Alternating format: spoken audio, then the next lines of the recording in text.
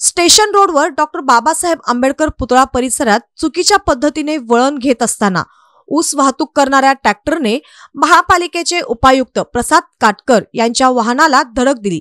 या अपघातामुळे या मार्गावरील वाहतूक काही काळ विस्कळीत झाली होती।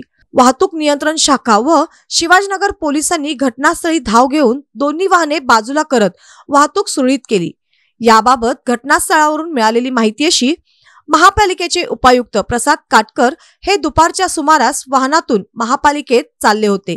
यावेळी त्यांच्यासोबत चालक आणि गार्डही सोबत होते।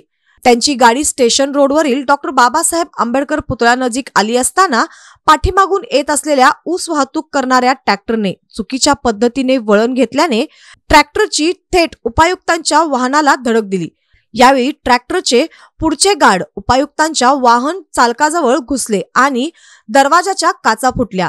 वर्दळीच्या मार्गावर मुख्य चौकातच झालेल्या या अपघातामुळे काही काळ वाहतूक विस्कळीत झाली होती, परंतु सुदैवाने कोणालाही हानी पोहोचली नाही।